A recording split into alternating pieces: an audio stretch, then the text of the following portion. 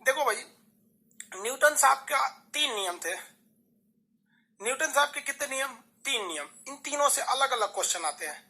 पहला सबसे पहले पूछ देता है भाई न्यूटन साहब के इस नियम से क्या मिलता है, तो इससे आपको बल की क्या मिलती है? परिभाषा मिलती है, तो सबको पता है इससे परिभाषा मिलता है।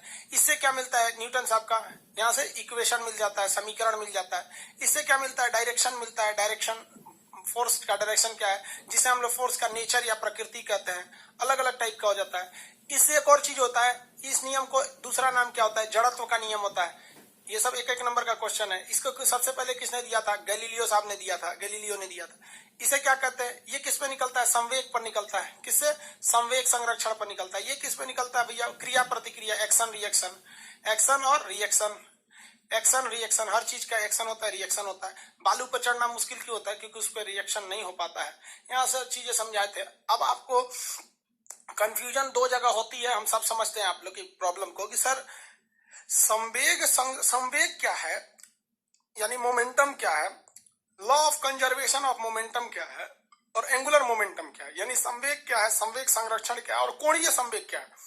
और आप ये देखते होंगे कभी कभी क्वेश्चन पूछता है रॉकेट किस पर आधारित है, तो कभी कभी दे देता है संवेग संरक्षण, कभी कोणीय संवेग संरक्षण, कभी बल का तृतीय नियम। इसमें लड़का कंफ्यूज हो जाता है कि रॉकेट उड़ता है संवेग संरक्षण पर, कोणीय संवेग पर, न्यूटन के तीसरे नियम पर, न्यूटन के दूसरे नियम पर, तो इसमें कंफ्यूजन हो जाता है। तो इसको समझेंगे पहले, जब तक आप पूरा तरह से संवेग नहीं समझ पाएंगे तब तक ये नहीं समझेंगे। तो हम लोग आज समझते हैं संवेग को।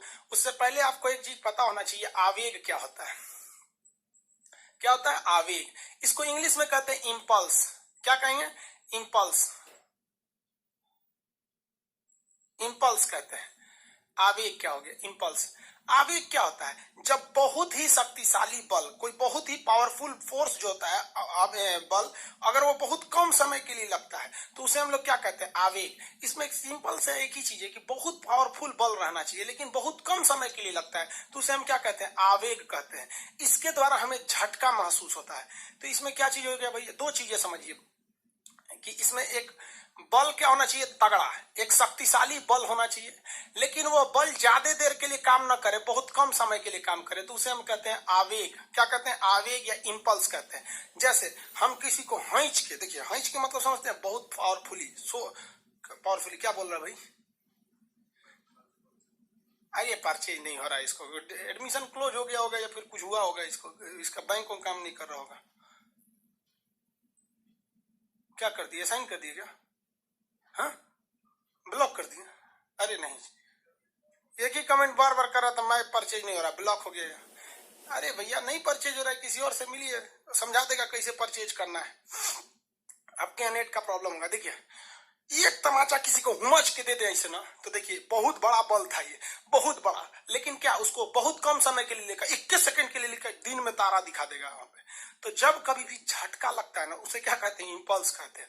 बहुत बड़ा बल छोटे समय के लिए काम करता है तो उसे क्या कहते हैं? आवेग कहते हैं। क्या कहते हैं? आवेग। इसके कुछ एग्जाम्पल देखा जाए, कुछ एग्जाम्पल। चट देना, मार देने घींच के तमाचा, ही हंस देने रिंकिया के पापा।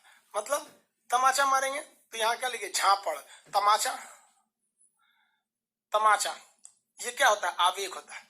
आप देखे होंगे क्रिकेटर जो होता है, क्रिकेटर जब बॉल आता है ना कहीं पे, बॉल, समझिए ध्यान से, जब कभी भी बॉल आता है, कोई कैच करता है तो उसे चोट क्यों लगता है? दोनों अलग अलग चीज है। बॉल को कैच करते समय चोट क्यों लगता है? तो बॉल जब कैच करते समय, फील्डर, फील्डर बोलते हैं ना, या कैच लिख देते हैं, कैच, बॉल को जब आप कैच करिएगा तो चोट लगता है आवेग के कारण। उस चोट को कम करने के लिए पीछे खींचा जाता है, जिसे हम कहते हैं संवेग। 2 क्वेश्चन है, बॉल कैच करते समय चोट क्यों लगता है? तो इंपल्स यानी आवेग के कारण। बॉल को कैच करते समय खिलाड़ी हाथ को पीछे क्यों खींचता है? तो ये है संवेग के कारण। दोनों में अंतर होता है। वो चोट को घटा रहा है तो संवेग के थ्रू घटाएगा, और चोट लग रहा है किसके कारण? आवेग के कारण। किसके कारण? आवेग के कारण। आप कभी देखें ट्रक वगैरह से झटका लगा है, ट्रक से ऐसे खड़े रहेंगे, पीछे ट्रक मारेगा, धाए से फेंका जाएंगे वहां पे। एक बहुत बड़ा बल छोटे समय के लिए लगता है। एक्सीडेंट वगैरह में देखते हैं बड़ी तगड़ा लग जाता है, तो वही होता है, आवेग होता है। जैसे आप फिसल के, कभी फिसले हैं कि नहीं? कभी देहात में बोलते हैं बिछला गए हैं, फिसलिएगा ना तो आपका शरीर का इतना बड़ा बल धमाक से गिरेगा तो पसली टूट जाती है। तो जब कभी भी फिसल के गिरते हैं तो आपकी रिब्स वगैरह क्या हो जाती है, टूट जाती है। किसके वजह से? इम्पल्स की वजह से। सर्कस में देखें, सर्कस में 10 ठो ईंटा एक ही में रख देगा वहां पर, ऐसे कहेगा पहलवान, सबको इसे हाथ दिखाएगा, धड़ाक से मार के तोड़ देगा। उसी से कहिएगा ना यही बलवतनी आराम से मार के तोड़ो, नहीं टूटेगा, नहीं टूटेगा। रीजन क्या है? इम्पल्स चाहिए, झटका चाहिए, बहुत बड़ा बल एक छोटे समय के लिए, तो इसलिए स्पीड बढ़ा दिया जाता है। तो सर्कस वगैरह में ऐसे ही होता है। कुल्हाड़ी देखें, कुल्हाड़ी लकड़ी काटने वाला, उसको देखिएगा ना, कुल्हाड़ी वाला जो होता है उसको लेके एकदम बढ़िया सा मारता है, एकदम हुमच के एकदम। रीजन क्या है? कुल्हाड़ी में ऑक्स बोलते हैं, एक्स कुल्हाड़ी। ये सब क्या उत्पन्न करना चाहते हैं? ये इम्पल्स उत्पन्न करना चाहते हैं, एक बहुत बड़ा फोर्स छोटे समय के लिए। अगर वही कुल्हाड़ी वाला टाइमिंग ज्यादा लेगा, इसे इम्पल्स काम ही नहीं करेगा, दिन भर ससुरा तुम काटते रहो, नहीं होगा। वो देखते हैं ना, ले आके एकदम मच के मारता है एकदम बढ़िया से। तो जब कभी भी एक बहुत बड़ा फोर्स यानी फोर्स की कम हो तो इस घटना को हम क्या कहते हैं? इम्पल्स कहते हैं। क्या कहेंगे? इम्पल्स के नाम से जानते हैं। इसका फॉर्मूला क्या होगा? तो बल गुणे समय। आप बफरिंग हो रहा है क्या? फिर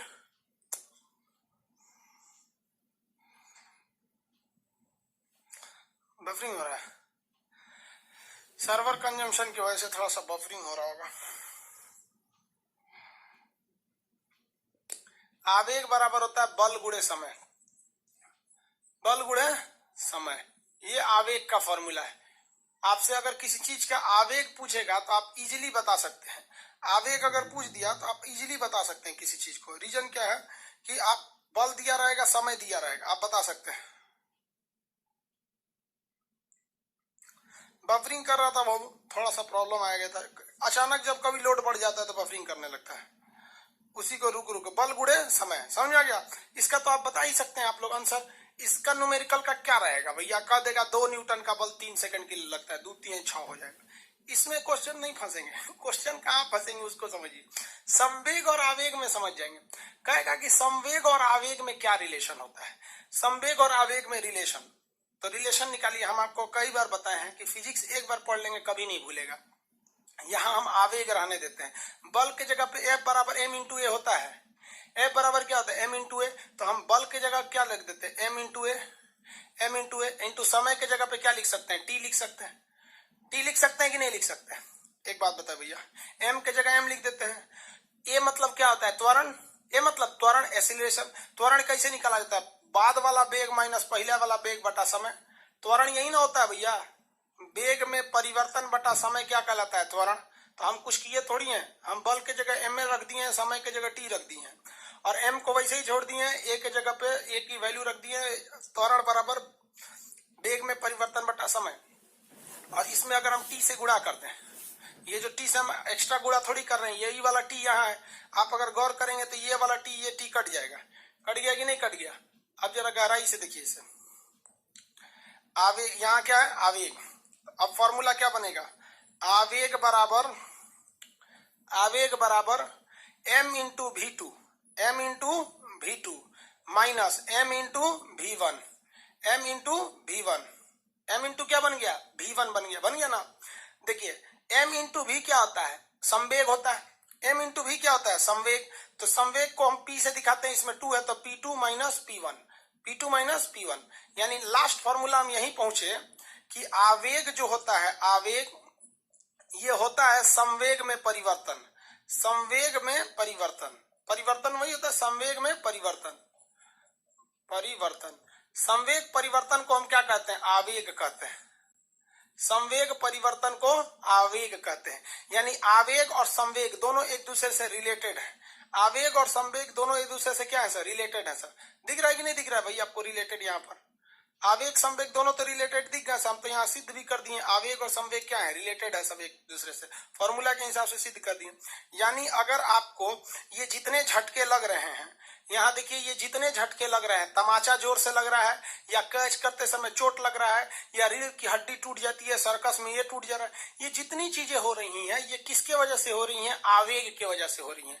लेकिन अगर आप चाहते हैं कि आवेग रहे, ये सारी चीजें हो लेकिन चोट कम लगे यानी आवेग कम हो, तो आप आवेग को कम करने के लिए किसे कम करेंगे? संवेग को कम करेंगे। आवेग कम करने के लिए किसे कम करेंगे? संवेग को कम करेंगे, यानी मोमेंटम को कम करेंगे। इंपल्स का झटका कम लगे, इसलिए दोनों रिलेटेड है, इसलिए संवेग के झटका को आप क्या करना चाहेंगे? कम करना चाहेंगे। यहीं पर सिद्धांत लागू हो जाता है कैच करते समय। आपको पता है कि बॉल जो है, बॉल, हाँ, बॉल उसका तो फिक्स है, 200 ग्राम की बॉल है कि कितने ग्राम की बॉल है। देखिए संवेग को हमको कम करना है, अगर संवेग कम कर देंगे आवेग घट जाएगा, आवेग घटेगा तो हमें झटका कैच करते समय कम लगेगा, कैच करते समय झटका कम लगेगा। ओवरऑल हमको क्या कम करना है? अगर फाइनली देखेंगे तो हमें कम करना है संवेग यानी मोमेंटम। संवेग यानी मोमेंटम का फॉर्मूला क्या होता है? संवेग यानी मोमेंटम का फॉर्मूला क्या होता है? P बराबर m इंटू भी, m इंटू भी, यही होता है ना, m इंटू भी होता है संवेग बराबर। किसी भी बॉल का मास थोड़ी बदलेगा, वो 200 ग्राम का बॉल है तो 200 ग्राम का रहेगा, 300 ग्राम का है तो 300 ग्राम का ही रहेगा, वो थोड़ी ना बदलने घटने वाला है। उस बॉल की स्पीड बदलती और घटती रहती है। स्पीड क्या होती रहती है? बदलती घटती रहती है। तो स्पीड डायरेक्टली प्रोपोर्शनल हो जाता है आपके मोमेंटम के। किसके? मोमेंटम के, पोटेंशियल की। एक बात बताइए, न्यूटन ये रिलेटिव वेलोसिटी क्या कहता है कि अगर दो चीजें एक ही दिशा में जा रही है ना तो उनके नेट स्पीड को घटा कर निकाला जाता है। मान लीजिए कि अगर कोई बॉल आ रहा है 60 की स्पीड में, कितने की स्पीड में आ रहा है? 60 की स्पीड में, तो ये इसी के अकॉर्डिंग मोमेंटम लगाएगा, तगड़ा मोमेंटम लगाएगा। कितने की स्पीड में? 60 की स्पीड में आ रहा है। और अगर तगड़ा मोमेंटम लगेगा, मोमेंटम जहां ज्यादा लगा, संवेग ज्यादा लगा, आवेग वहां क्या लगेगा? ज्यादा लगेगा, और हमारा हाथ गुड़ तोड़ देगा, हाथ लग जाएगा, चोट लग जाएगा। इसलिए कैच करने वाला फील्डर बहुत होशियार है, वो रिलेटिव मोशन का थ्योरी लगा देता है। यहाँ 60 की स्पीड से अगर बॉल आ रही है ना तो 40 की स्पीड से अपना हाथ पीछे खींचता है। तो 60 की स्पीड से बॉल आ रही है और 40 के, पता चला 60 की स्पीड से आ रहा है, 80 की स्पीड से हाथवे खींच लिया, तो जब पहले ही हाथवे खींच लिया बॉल चल जाएगा। जाए यहाँ पर इतना तो होशियार है लोग ना आप लोग। तो देखिए जो 60 की स्पीड से बॉल आ रही है, तो बॉल कितने की स्पीड से थी? 60 की स्पीड से, हाथ खींच लिया 40 की स्पीड से। अब आप बताओ भाई, उस बॉलर का जो नेट स्पीड है, जो कैच कर रहा है, उसका नेट स्पीड कितना है? 20 ही है। नेट स्पीड कितना है? 20। अब ये 20 के हिसाब से क्या उत्पन्न करेगा? मोमेंटम उत्पन्न करेगा, यानी संवेग उत्पन्न करेगा। तो जो संवेग 60 पर बन रहा था, अब वही संवेग अगर वो हाथ पीछे खींचेगा तो किस पर बनेगा? 20 पर। तो जेन्युइन है कि आपका संवेग क्या हो जाएगा? घट जाएगा, मोमेंटम घट जाएगा। तो आवेग पर भी आपका इफेक्ट पड़ेगा, आवेग भी घटेगा। और आवेग ही झटका मार रहा था तो आपको चोट भी कम लगेगा। चोट कम लगेगा कि नहीं कम लगेगा? तो दोनों एक दूसरे से रिलेटेड होते हैं सब। चोट लगता है तो आवेग के वजह से, चोट लगने से बचना है तो आवेग को कम करेंगे। डायरेक्ट आप आवेग को कम ही नहीं कर सकते हैं, इसलिए आप किसे कम करेंगे? संवेग को कम करेंगे। तो क्वेश्चन दोनों पूछता है कि खिलाड़ी को बॉल कैच करते समय चोट क्यों लगता है? तो भैया चोट लगता है आवेग की वजह से, लेकिन हाथ पीछे क्यों खींचता है? तो उसको हाथ इसलिए पीछे खींचता है कि वेलोसिटी घटने से संवेग घट जाए, और उसे पता है कि संवेग घटाएंगे तो आवेग भी घटेगा और हमें चोट कम लगेगा। तो दोनों एक ही सवाल है, अलग अलग है। समझ आया कि नहीं? आगे बढ़ जाए। अरे संवेग वगैरह, संवेग आवेग नहीं समझ में आ गया? अरे भाई ज्योग्राफी का, ज्योग्राफी बताएंगे ना भाई, ज्योग्राफी में सिकंदर कुमार जी फिजिक्स पढ़िए ना, अभी ज्योग्राफी में ज्योग्राफी बताएंगे। इतिहास की क्लास कब शुरू होगी भैया? ऐसा हो सकता है कि अभी ना बताए आप लोग को शुरू कर दे। देख रहे हैं हाफ जाते हैं पढ़ाते में, हमको लगता है कोरोना होके लगता है गुजर गया, यहाँ पर पढ़ाते पढ़ाते हाफ जाते हैं। थोड़ा सा ठीक हो जाए।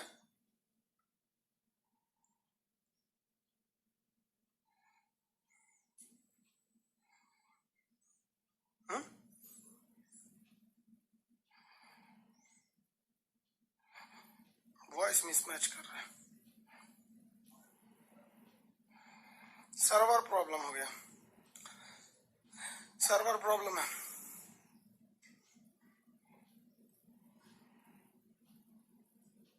देखो तो ऑडियो मैच कर, मिसमैच कर रहा है, बहुत सारे लोग बोल रहे हैं ऑडियो मिसमैच कर रहा है। मिला ये तो 1 मिनट। ऑडियो क्यों मिसमैच कर रहा है? Audio, Sonu Kumar audio mismatch कर रहा है, बहुत सारे लोग ऑडियो मिसमैच हो रहा है क्या? अभी पहुंचा नहीं, चेक कीजिएगा मिसमैच तो नहीं हुआ, फिर आगे बताएंगे।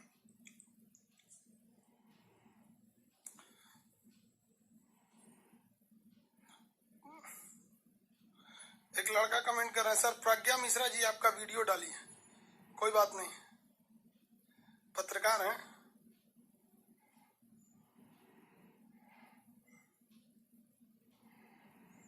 मिसमैच कर रहा है। आगे बढ़े ना, चलिए देखिए ध्यान से। यहां तक में कोई प्रॉब्लम नहीं। अब हम आते हैं संवेग पर। अभी तो हम केवल आवेग बता रहे थे। अभी क्या बता रहे थे? आवेग बता रहे थे। आवेग के कारण ये घटनाएं होती हैं। इसे कम करने के लिए मजबूरी है, आप डायरेक्ट आवेग को घटा ही नहीं सकते हैं।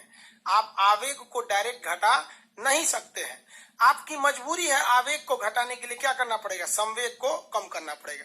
इसको सिंपल भाषा में समझिए। कैसे? आपका अपनी पत्नी से झगड़ा हो गया। आपकी पत्नी से क्या हो गया? झगड़ा हो गया। पत्नी आवेग में आ गई, उसे कहते हैं आवेश में आ गया। अब वो घट पे नहीं करेगा। डायरेक्ट पत्नी को कोई मना ही नहीं। आवेग को कम करने के लिए संवेग देना पड़ेगा। मतलब क्या करना पड़ेगा? उसके लिए कुछ गिफ्ट ले जाइए, कान में का झुमका, पायल, कुछ गिफ्ट ले जाइए।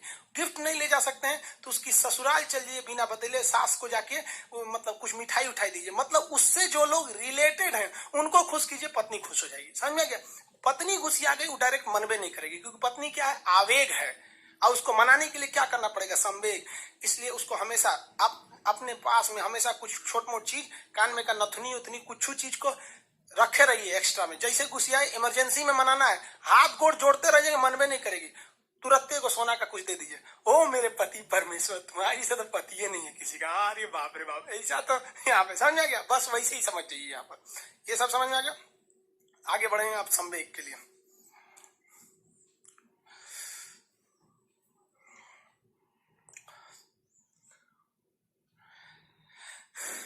एक क्वेश्चन पूछा था कि संवेग में परिवर्तन किसके बराबर होता है?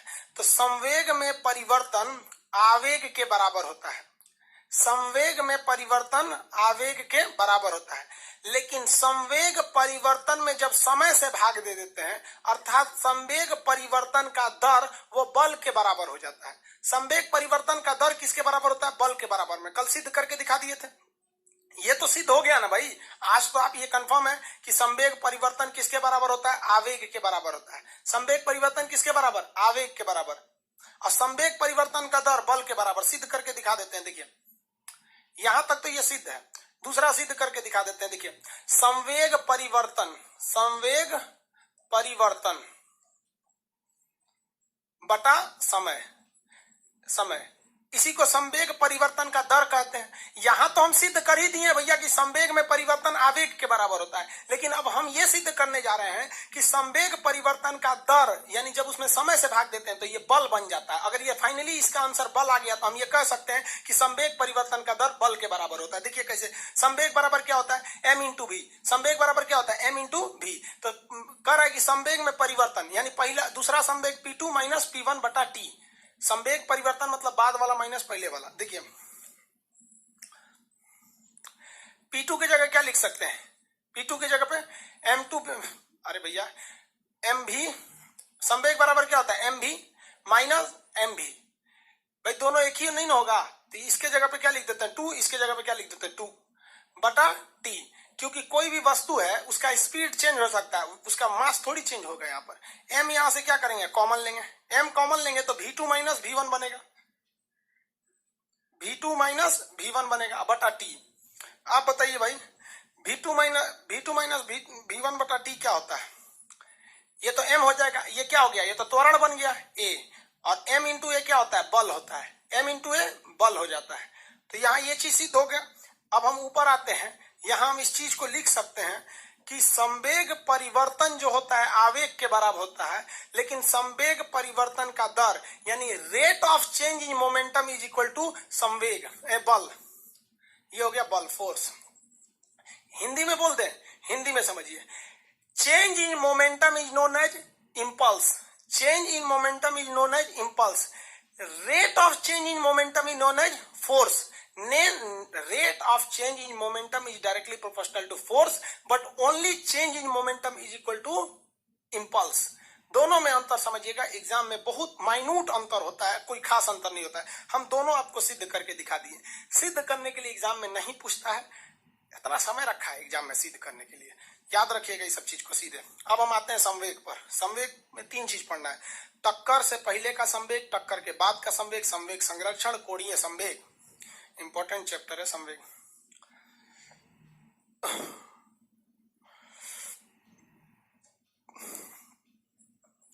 संवेग इंग्लिश बोले तो मोमेंटम। मोमेंटम इसे किस अक्षर से दिखाते हैं? पी से दिखाते हैं। हा? क्या हुआ? मिसमैच हो रहा है।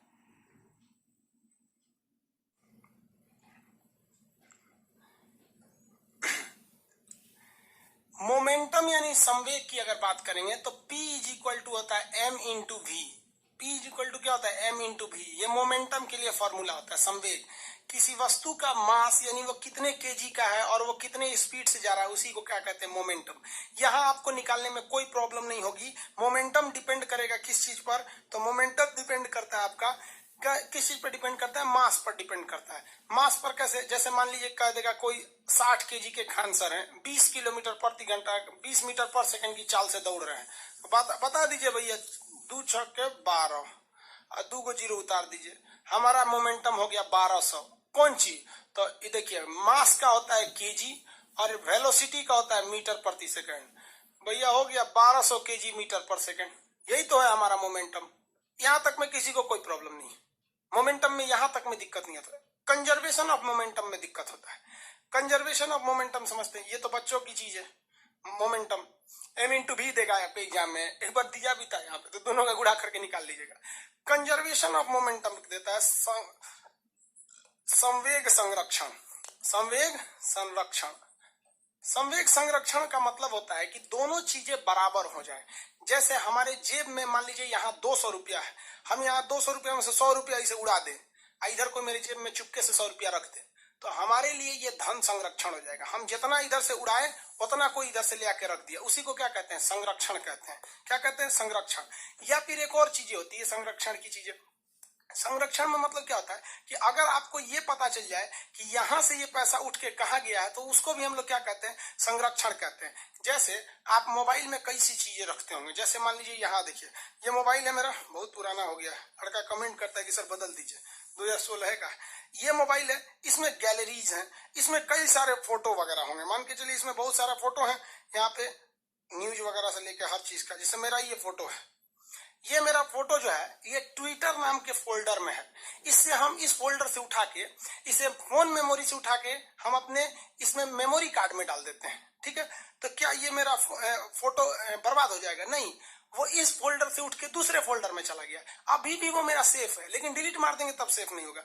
मतलब जब आपको किसी चीज का पाथ पता चल जाए, वो उठ के कहाँ गया है, तो उसी को हम लोग कहते हैं कंजर्वेटिव है, वो ठीक ठाक है, दिक्कत नहीं है, बस पाथ चेंज हुआ है, तो इसी को कहते हैं संवेग संरक्षण।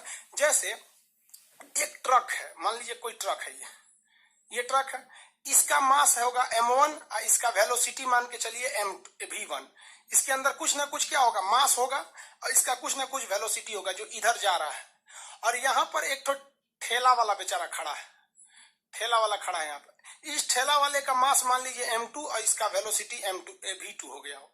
इन दोनों में हम क्या करा देते हैं? टक्कर करा देते हैं। अब ऐसा भी टक्कर हो सकता है कि दोनों एक ही डायरेक्शन में आ रहे हो, ऐसे सामने आ रहे हो, या फिर ये रुका हुआ हो, ये जाके ठेल दिया हो, ये ऐसे कर गए हो, ये मायने नहीं रखता है। बात समझिए, इससे क्या होगा? देखिए कि जो इसका मोमेंटम होगा, इसका मोमेंटम ये चेंज होगा और उसका भी मोमेंटम चेंज होगा, लेकिन नेट वैल्यू देखेंगे तो फर्क नहीं पड़ेगा। कैसे?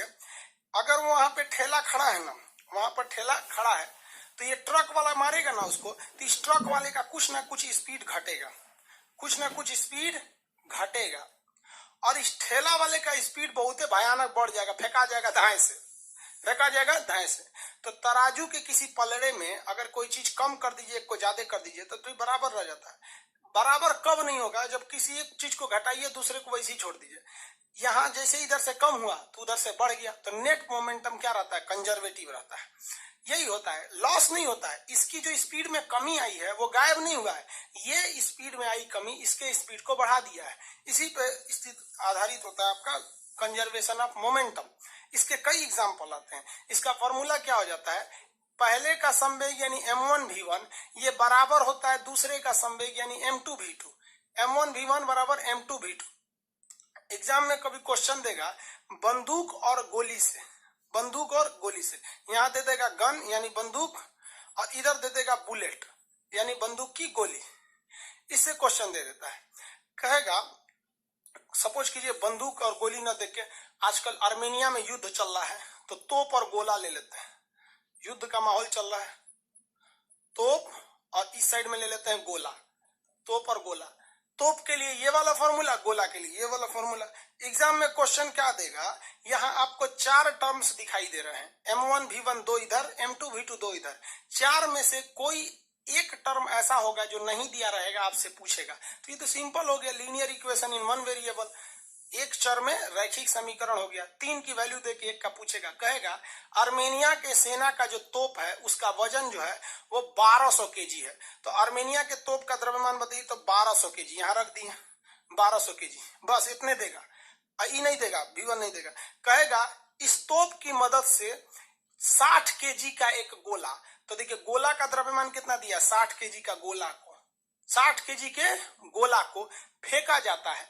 यह गोला 100 किलोमीटर प्रति घंटा की रफ्तार से जाता है। कितने की रफ्तार से जाता है, 100 किलोमीटर प्रति घंटा की रफ्तार से जाता है। या मान के चलिए कि आप 50 की स्पीड से जाता है या 100 के, कितने की स्पीड से गोला फेंक दिया, 100 के। बताइए कि यह तोप कितनी स्पीड से पीछे हटेगा। तो इसके जगह पे हम रख दिए v1 यानी तोप का स्पीड पूछ रहा है। हो गया यहाँ पे, ये 2 जीरो से अगर इसको काटिएगा तो ये 2 जीरो इधर कट गया, कट गया कि नहीं कट गया। अब उधर भेज दीजिए 60/12, तो 12 पचे 60, कितना स्पीड, 5 की स्पीड से। कितने स्पीड से पीछे हटेगा, 5 की स्पीड से। अब गोलवा कितना स्पीड से गया है, 100 की स्पीड से। देख रहे हैं, तो यही आप पढ़े भी होंगे, बंदूक चलाइएगा तो झटका देगा, बंदूक चलाएंगे तो क्या देगा, झटका देता है। यही तो हो गया संवेग संरक्षण का नियम। अरे भैया यही नियम हुआ तो न्यूटन का तीसरा नियम था, नहीं पढ़े, उन्हें जाएंगे तो नहीं झटका देगा। न्यूटन ने तीसरा नियम भी तो यही दिया था। ये मोमेंटम पर हो गया यहाँ पर। इस पे कई क्वेश्चन दे देते हैं, तो इस टाइप का क्वेश्चन गोला बारूद का आएगा तो आप आराम से बता सकते हैं। इसी पर एक और क्वेश्चन ले लेते हैं, इसको मिटाते हैं, एक और क्वेश्चन ले सकते हैं इस पे। कौन सा, नाव से रिलेटेड, क्योंकि एक बार एग्जाम में नाव से रिलेटेड क्वेश्चन दिया था। तो यहां हम लिख देते हैं, इसके लिए प्रयोग कर देते हैं नाव और इधर प्रयोग करते हैं व्यक्ति, नाव या व्यक्ति। कहता है तो यहाँ m1 किसका द्रव्यमान हो जाएगा, नाव का, और v1 नाव की चाल हो जाएगी। m2 किसके लिए होगा, व्यक्ति के लिए, और इसकी चाल हो जाएगी। समझ में आ रहा है कि नहीं आ रहा है।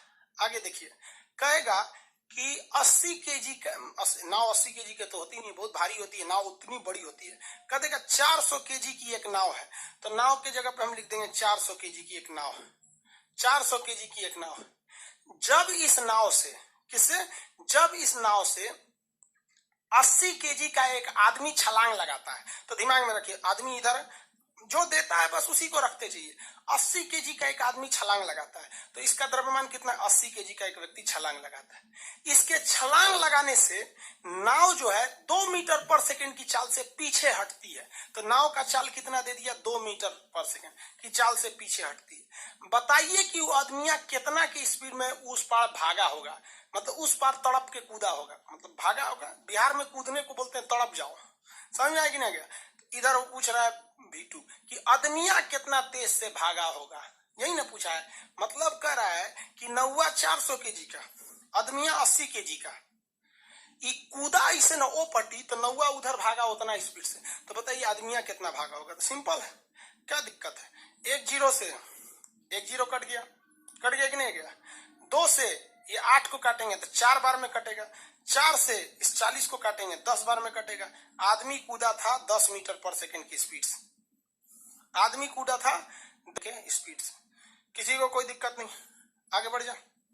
आदमी कितना के स्पीड से कूदा था? 10 मीटर पर सेकंड के। तो नाव दे दे, बंदूक दे दे, गोला दे दे, इसमें आराम से आप बता सकते हैं। एक और चीज देखिए,